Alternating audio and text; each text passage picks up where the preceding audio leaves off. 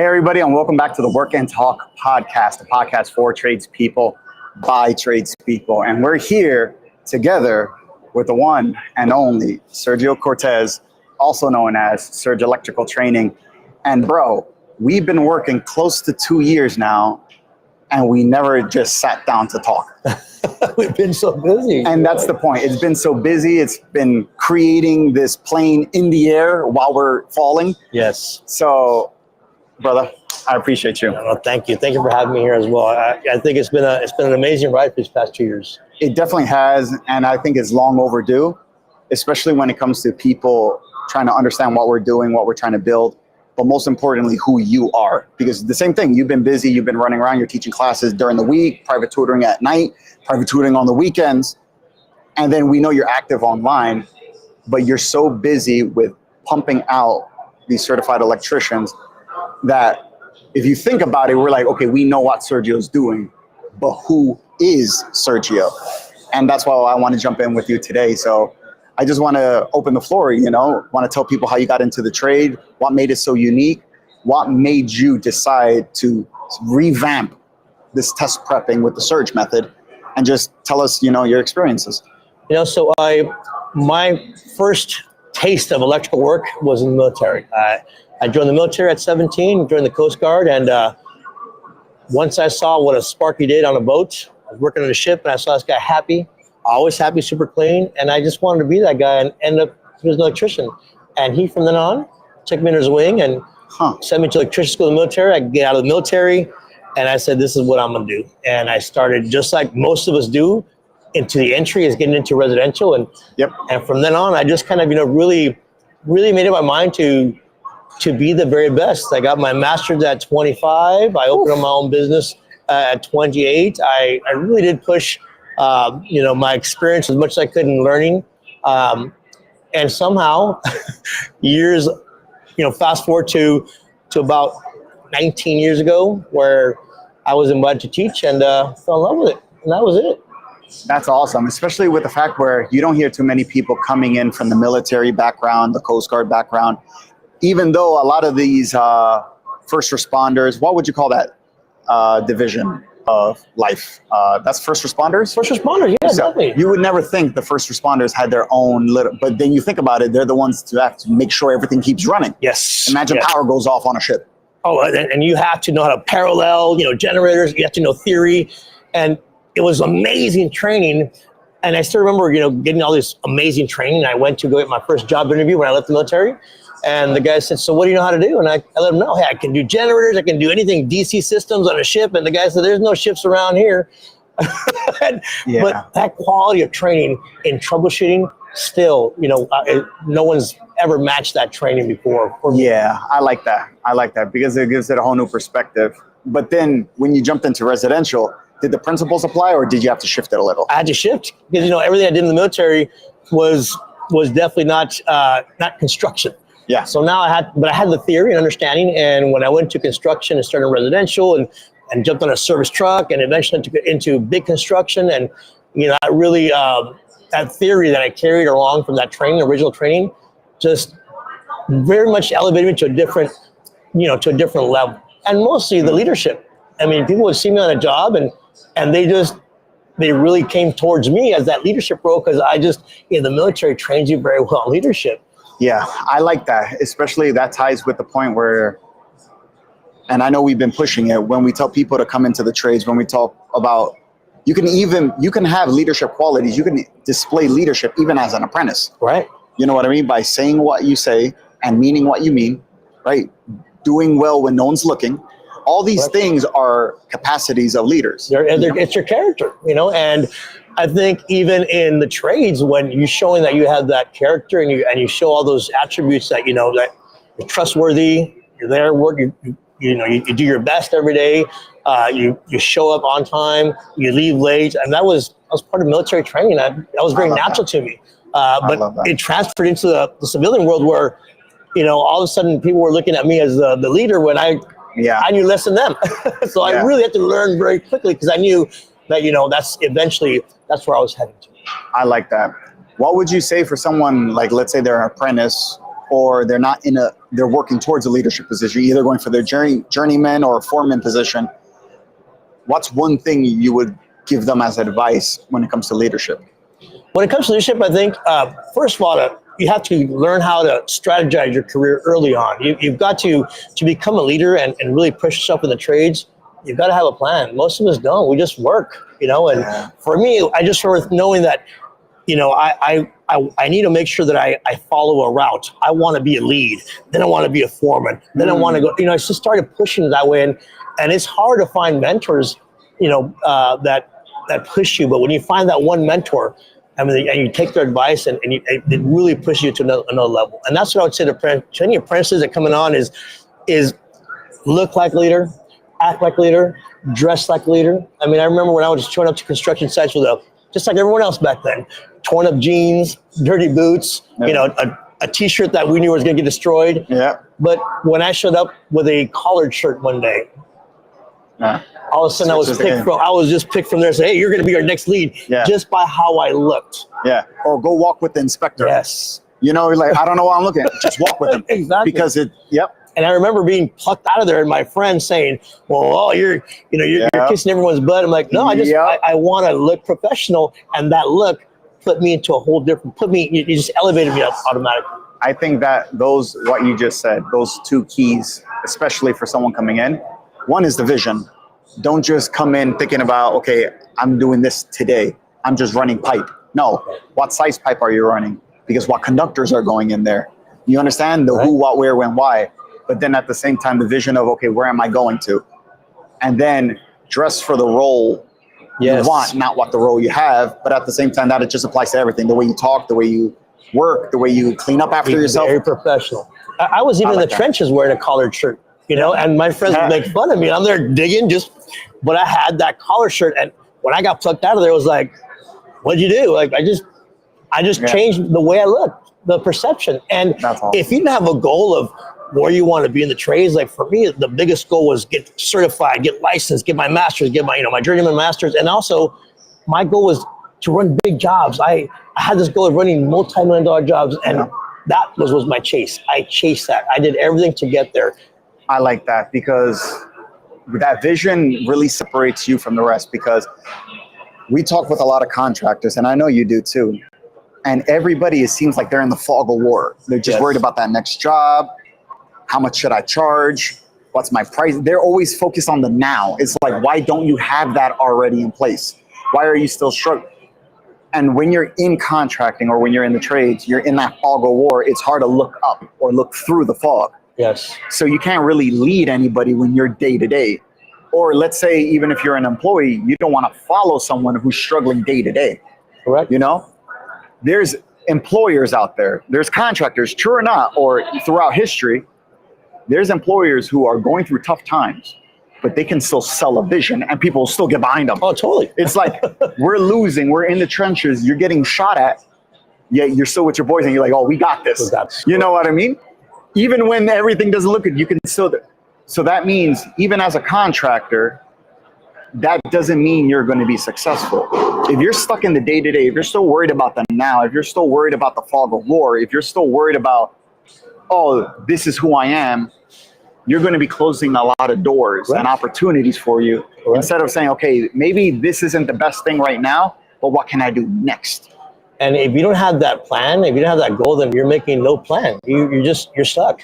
And the more you become comfortable, most in the trades, when you start to make some good money, people just get stuck there and they're like, I'm happy with this. Yeah. When it's like, no, the route that you have to have that. Like, for example, if you started as an apprentice day one, you have to have that 4-year plan. Let me get my hours in. I can get certified. I can get licensed, but I've got to get my hours in. Is the pay ugly at first? Yes, but it'll start come. The clock. It'll come. Start that push. Get those hours. The money will come. But that is just the beginning, because once you get licensed and once you become a contractor, now it gets highly competitive. Yeah. And if you don't have a plan for that, then you're just going to be flailing in the wind. Or once you get comfortable and you don't grow. So then now that leads, I think, perfectly into what are you doing to help those contractors become journeymen? Those electricians to become journeymen and or contractors.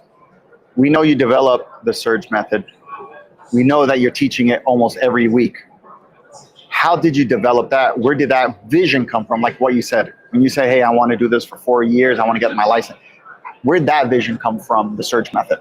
You know, when I started teaching and I fell in love with the education part of the trade, I had such a hard time even back then being a good electrician out there in the field, and then now having to learn that code book. That was a tough grind for me because I was a high school dropout. I wasn't good at studying. All of a sudden now my goals part of my goals now were I had to go study to get those goals and attain those goals. And so I did like everyone else. I paid for classes and I would take these classes, and they were amazing classes, awesome math, the Tom Henrys, all these big trainers, national trainers, great stuff. And then I would go take the exam and I'd find out the exam was just code. Can you do code? And so I had all this math knowledge. I studied hard for these calculations.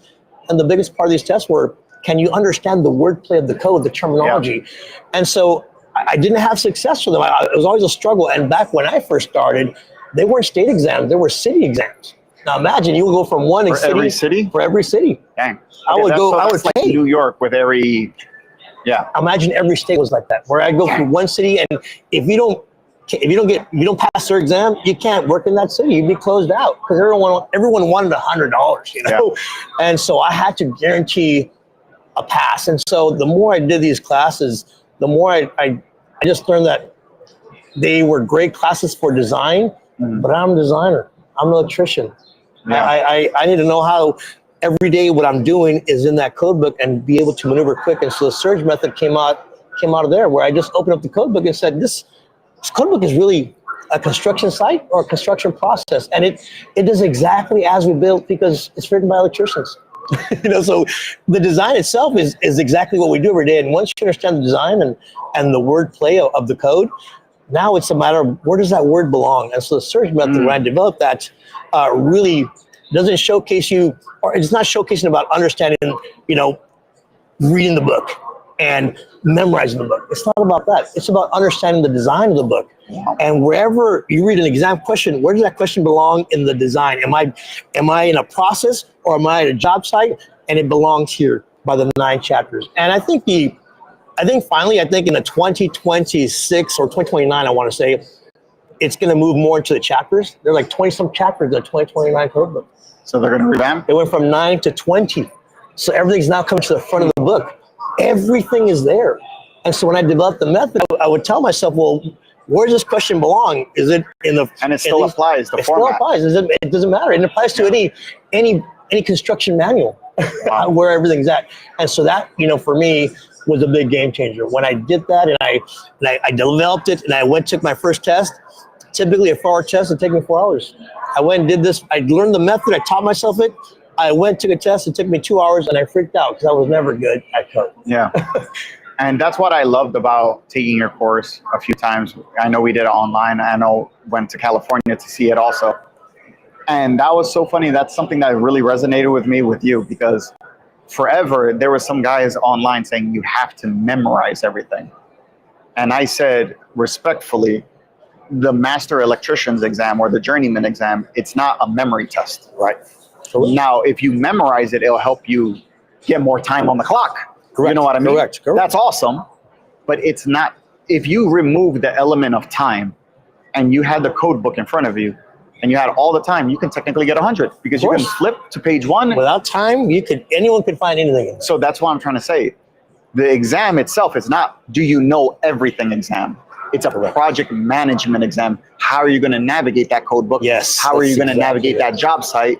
How are you going to navigate when you're a foreman and there's 10 problems? How are you going to handle each one at its own designated time? And that's the design of the exam. That's exactly what I kept saying. People were like, no, you got to memorize. I was like, no. You got to, it's a project management exam if you really think about it. If you sit down and go, okay, take time out. Okay, that means there's a way of navigating this. And that's, when I first went in, like what you mentioned, you study all the math and then it's a code book. I went in with the same thing. I looked at it and they said math is worth 10 points. For example, on PSI, like the math calculations, 10 points. I'm like, okay, I suck at math. I hate math. I'm like, that means I need to get 100% on everything else though. Right. So when it was a math question, I just skipped it. I'll forget this.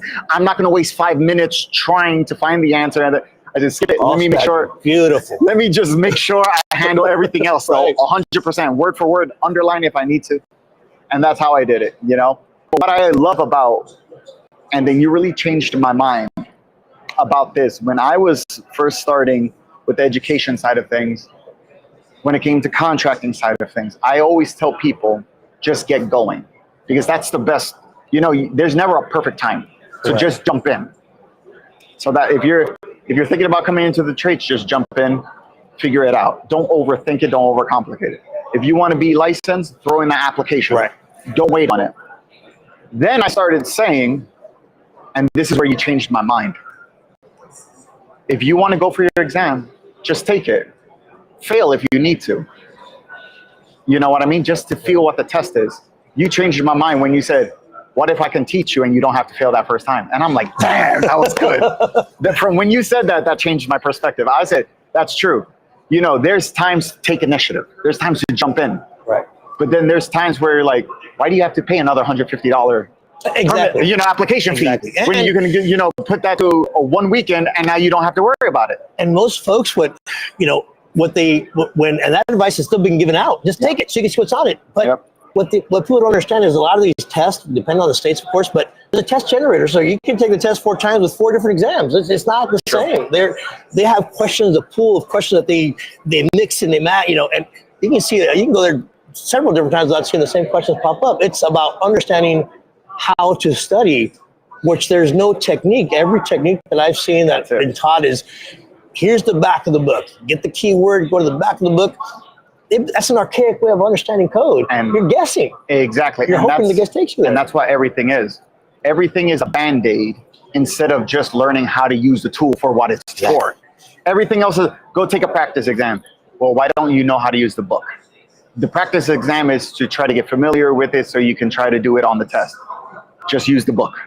Use the index. That's not using the book. That's not using the book. Go in, take it, and fail. That's not using the book. Like everything, if you genuinely sit down and look at it, it's a Band-Aid to just sit down and understand the book. Once you know how to navigate it, there you go. And the method itself is based on very specific words that take you to different processes in construction. Like, for example, if you see the word manhole, all you got to say is, well, when do I put a manhole? At the very beginning of the project. Well, that's at the very beginning of the code book. It's in chapter 1 because that's when you do it. Tunnel. It all starts to make sense on why things are where they're at. Yeah. And when you understand that how that book is written, when you read a question, you'll know where that question belongs. Yeah. And it's all wordplay. Even for example, if you see the word transformer, well, transformer is a thing in chapter 4. It's a trim. It's one thing you do final. But if they put a different word in front of that, current transformer, don't go to transformers because current transformers is in a different place and specialized. When they put instrument transformer, now you're not going to go to transformers. You got to go to where that belongs. There's so many tricks to understanding where things are. It's crazy. By just reading the word, you know where it goes. I like that. And I like the principle as itself, the whole thing. Because I know we talked about this and I gave you a lot of shout outs because the way you break down the code book is like what you said, it is a job site. The job site. And that's the same way when we're doing with our contractors. When we show how to build a business plan, it's the same thing. It's visualizing a contract. Like, for example, before you go on to a project, before you tackle on a job, you need something in writing. Right. You need a contract, you need an estimate, you need something to say, hey, this is the scope of work. So that's why I say before you go into business, you need something in writing. Right. You need to know, what am I doing this year? What's that goal for the company? But then, let's say you get the job. Let's say it's a new construction home. You can't start pulling wire until there's a structure, right? And you can't build a structure until there's a foundation. It's all sequential. Exactly. So then I'm like, part 2 is your foundation. What are you building this company on? What is the basis of this company?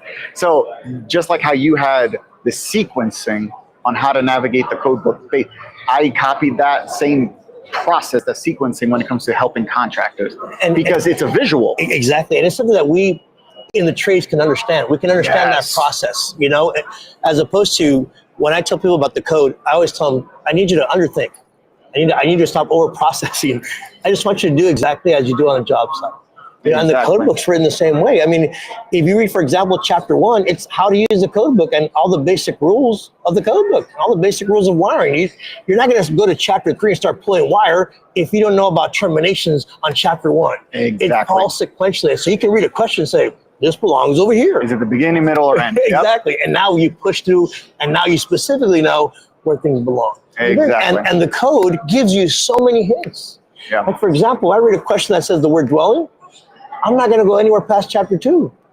On an exam, that's where they're at. It's dwellings, it's chapter 2. And chapters 1 through 4 are residential or regular commercial. So you start to see those hints on where things belong and the way the code book's written. It's just a matter of you putting, where things belong, here's my question, it's right here. Boom. And we do that 70 perfect times. We get a perfect 70, we move on, depending on what you know. You can skip the math if you want. You can flunk all the math. But you better be good at code. Yeah, you better. You better get 100 on every single. And most of the math is so people overcomplicate the math. Listen, I read a question on the exam, and I test 6 to 7 times a year. I do 4 in California alone. I do the general, the residential, English, Spanish, and I test nationally. Now I go in there and I see exactly where things belong, and there's so many hints that tell you where to go. And if you don't know those hints, then you're just guessing on where things belong by understanding the back of it. That's all it is. When did you start seeing that this made sense? Because, you know, we're all business owners. And I always think in life, everyone's the hero in their own story. So you can be like, this helped me. Wow, this is amazing. When did you recognize, wow, this is helping others? When did you take that jump to say, because you created this. Yes. And now you're like, let me share with others. That's scary. You know what I mean? Because you're like, if this dude fails, you know what I mean? I don't know what I'm going to do. So talk about that. What's the mindset you had to have to now, like, okay, let's mass produce this, let's mass teach this. And how was that first student for you? You know, the very first student, when we first started, I first started my courses, I was doing it out of a kitchen to my buddies. So my buddies that needed to pass, I said, hey, I got this cool thing. Let me show you. They would come to my kitchen. They'd bring me beer and pizza. And you're like, Jacob. Yeah, literally, bring me beer. We were having a good time drinking, learning code. Just like Jacob, in my sandals too, you know. Over there. And that's how it started. And here's the strange thing about that. Maybe a couple months ago, guy walks in, he's a friend of mine, but he's like, hey, you know, we've known each other for years. And he goes, I was there in your kitchen. I was there when you started teaching this method. And as people started passing, the word came out that, you know, try this, try Sergio. And it just kind of snowballed. And when I decided 3 years ago to start my own company, my whole thing was I wanted to let every electrician know that you can pass this test. Yeah. It is passable. It is manageable. It can actually be fun. Yeah. And that's hard to say about a test. And we won't mention any names, but there's a lot of organizations out there where I notice where it's night and day between what you just said. You said, look, at the test is passable. Look at the receipts. Look at all these people passing it. The other ones are always saying, oh no, it's difficult. You have to take my course. You see where I'm getting at? That the language they use is to fear, to use fear. So you go in thinking, and it does have a high fail rate. It does. I mean, I think nationally right now we're looking at 48% on the first time for pass rate, and then it's like 53% on the second time. It starts to improve. So typically, on the average, it typically takes 3 times to pass the exam. It took me 3 times on the first time, you know. But once that you understand that you take away the intimidation of the exam, because the book can be intimidating. It's a 900-page book, very complex wording, words that we don't know and use. But once you know what those words are and what they actually replace on the job site, then it becomes part of your part of the understanding of the code book. Like if I were to say the word branch circuits, well, branch circuits really means receptacles. It's where receptacles go. And so once you understand that, then you read a question, you know that branch circuit really means about an outlet, a feature receptacle. And so you start to understand it and use the wordplay against the code, because now you understand what that word means and where it belongs. It just makes it faster. And for me, it's not about scaring people about the exam. It's about letting them know that you can pass this. You can do this, and you can be very good at it without having to spend a year trying to read the code book, trying to go part by part. Let me show you in 2 days. Application fee after application fee to renew exactly. Yeah. And that's why when I created and decided I wanted to take it national, which itself was for me kind of like a dream. Like, you know, how am I going to get my name out there with all these great programs that are already out there and established for many, many years? And also the fear of putting something new out there, a new way of thinking of code, and really, being responsible for people that come and pay for your class. That's a big responsibility, But knowing that, what I've created has been helping people now pass. I mean, our pass rate right now is we're 8 to 10 electricians a week. I'm averaging 40 electricians a month passing nationally on all different kind of exams, whether it's contractor using the same method, whether it's, in Florida, whether it's in Washington, whether it's in Texas, even though I'm based in California, my students are coming in from Nebraska. I had 13 people fly in on my last class. That's awesome. And to me, that's humbling. Yeah, humbling. Yeah. But also knowing that it works. Seeing people see that it works. It's a different view of the code. And now let's say you come into the trades, because everybody thinks about coming into electrical, and I'm gonna be a contractor. And now you're in this space of education. What would you recommend for someone who maybe is not contractor but wants to open up or go into the education side of things? The education field right now it's in need of these of not just the engineer type of trainers. We need the ones the trainers that come from the field. The hybrids. You know what I mean? Yes, the ones that just took a tool belt off and can come teach. Because that's me. I'm an electrician by trade. I've got my tools in my truck ready to go. Yep. I was a contractor. I was out there, but understanding that, whereas opposed to we see these instructors that are now more technically just based as a teacher.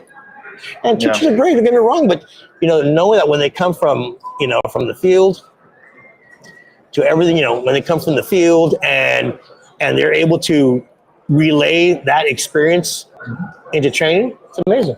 Yeah. And then what I always loved about when it came to contracting versus like education, I think we talked about this. I said in contracting, you measure your success based on how much revenue you're building up, right? But as an educator, it's different.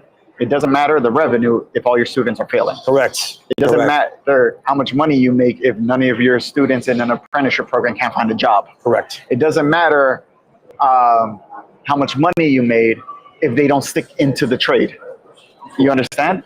The results or the definition of success when it comes to education is directly related to the lives that you impact in a positive way. Yes. Because at the end of the day, it's not a dollar amount. It's not.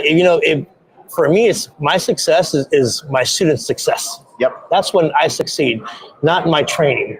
That they pass, that's success. And I hope that when my students come to my classes, they see what they learn. That when they pass, that it's not the end of the end. Now it's the beginning of something new. It's just now you got to get more learning and more training, because now it's super competitive in that field as a journeyman. Now the field where you were, I always say this, you're as an apprentice, you're just a fish in the sea. Exactly. When you become a journeyman, or and now that sea becomes now a pond. And it's super competitive. And where are you taking the next step? Because now you're fighting against other journeymen for that next level position. Whether it's a foreman, general foreman, whether you are running a crew of 10 or running a crew of 100. And that's where the money starts to come in.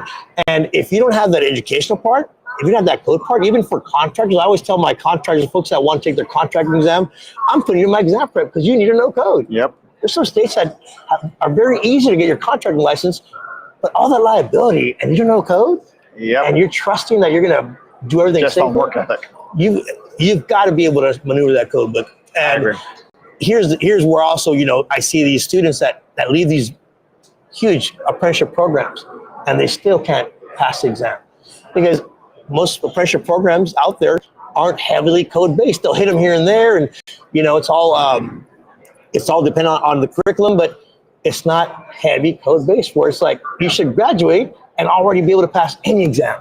Yeah. And that's where I think, I still see that programs are still doing things the same way as before. Let me show you the back of the book. Let me show you how to when that's not a technique. If people go to a class and they say, let me show you the back of the book, that's right there. It's 10 seconds.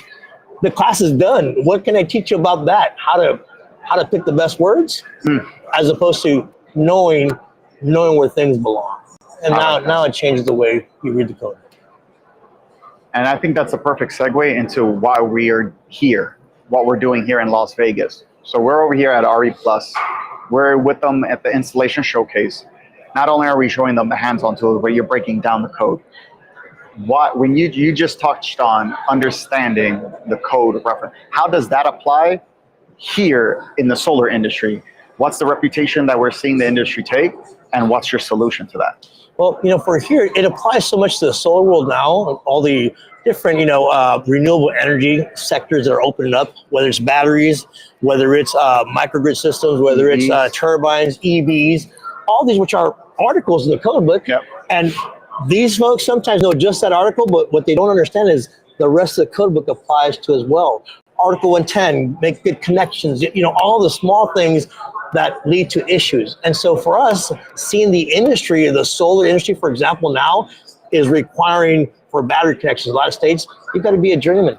You got to be now a certified electrician. And a lot of states are now changing the way that the solar field and these renewable energies, where before was more, hey, we're going to learn on the go, or you're a solar technician or installer, where now it's requiring more certification, more training, and they're not getting that training. And they're behind on that. Right? What we see in California, which when things happen in California, we know it's going to start to go everywhere else, and seeing these solar companies having to hire out from the company an electrician where they're paying $70 an hour when they should be from in-house. It should be the solar techs making that money. They've got that experience, and now that training has to expand. We've got to go away from one article to you've got to know the code book. You are now going to be certified. You're not going to be licensed by understanding the code. Not only is it going to make you a better installer, mostly in the solar field where we saw, now it's a lot of rework, a lot of issues that we're seeing from the very original installs, because there was a lot of learn as you go. Yep. They didn't want to pay electricians to do that work, and now we're seeing like, hey, we're having to go back and really, repair, and it's the quality of work that was done on some of those first installs, and we've all seen it. It has been really affected. And now as technology grows, it's growing in this field. We see it here, all these different components, all these different parts of renewable energy, where if we're not ahead of the game and training them, train our workforce to understand how it's just meshing into more of an electrician, it's happening. And we're going to be so behind in this, mostly in these kind of, in this avenue here that we're at, where it's necessary. These solar installers are now becoming. I was talking to a gentleman yesterday, and he told me he's a solar electrician, which makes sense, because now we know that's where it's headed. Let's get ahead. Let's get beyond the article of the code book and understand all the parts of the code book are still being used as you install. Exactly, and then also, just like you said, with the vision, keep your head up. What do you want to be? Are you just going to stay a solar electrician, or are you going to be like, well, I want to be an electrician? Which now emphasizes and pushes you to now study the code book, because when you go for the exam, they're not going to be like, oh, you just did solar? So here's an exam just for solar. Here's just your article. It's going to be based on the first question, fire alarm. You're going to be like, what just happened? right? Because they never heard about it. For those that do solar renewable energies, they have to learn a whole different language. I'm doing this, for example, with linemen. Some linemen work now require certification, require licensing as an electrician when they're working on 35,000 volts, and I have to train them on when you see the word receptacle. You know what I mean? Receptacle. To them, like, what? I don't do receptacles. I do the utility. And now they're having to take that part and really, it's expanding, and the code is now the ticket to the golden door, because the door is wide open and no one's coming in. I love that. But we're being forced there anyways. Yes. But what I love about what you're doing is the industry is getting forced that direction. You're leading that direction. What do you have in the works coming up to help electricians or help solar electricians or technicians, or what are you going to do to be in the forefront of that forced push? For me, it's important that, number one, I've got a book coming out called Months. The Surge Method is coming out, and it's going to be an amazing book. Just the way it's written, it's in a manual style, and it is going to revolutionize the way that you do code anywhere you go, which is going to be for everyone, right? But also being here and being here with all the different types of renewable energies, all the different articles that we see, and being able to put that, the hands-on with the code and being able to train this way. Yep. Is for most of us in construction, we learn the best when we see it, we do it, we touch it, we feel it, Yep. we work on it, and here's the code where it's at. And now it just becomes a much easier way to absorb and retain. Where I'm not just giving you code articles, I'm showing you how this works. That's retention. And so with that coming up, I've got a course now also that's going to be coming up, which will be an on-demand. Yep. And part of my book too, by the way, if you go to certain pages of the book and you get lost, you'll be able to click and see a video of me doing it on my platform. So now I'm your resource, because the hardest thing to do is to go and try to study when you're alone, and you're there alone, you're studying, and I forgot how to do this. Who do I call? Yep. Too late at night. You don't want to message nobody. Yep. Click right here and see exactly where I'm teaching you about that. I love that. Right in video. I love that. And that's so needed, especially now with the way everything's moving. How is your course going to be fail-proof with the new code changes coming in 2026? Oh, that's just going to, as the code kind of gets more developed, more into the chapters, and we start to see more words, for example, DC power. It's happening. We see now the code expanding on DC 1,000 volts, over 1,000 volts. We see the wording coming in. My course is right now, we got the 2023 about to go. So in the book wise, not only do I have one book, we got the 2020 English and Spanish. I'll be prepping for the 2023 English and Spanish as soon as that code book comes out. And so we're going to have that avenue. Nobody teaches a course in full Spanish. I teach a full course using the Spanish code book to pass an exam in full on Spanish. No one has that. And look at our industry, where how many of the industry that we have that are Spanish speaking out in the fields. Yeah, it's close to like 60%. And 60%. How many of those are not licensed? Yeah, the majority. And how many of those don't read the code book because, one, they don't know it's in Spanish, and no one shows them how to. And so, whether it's going to be, ensuring that everyone that's in these fields here, mostly in the solar world, is able to transfer, and not making it easy transfer over, where we're, making it much easier to understand a very technical manual in the field, and to get those certs going. I think those small things like the on-demand and being able to also travel more. We'll be doing more traveling in 2026 to really showcase that, guess what, we can do it. And, for me, our last class that we had about 133 people.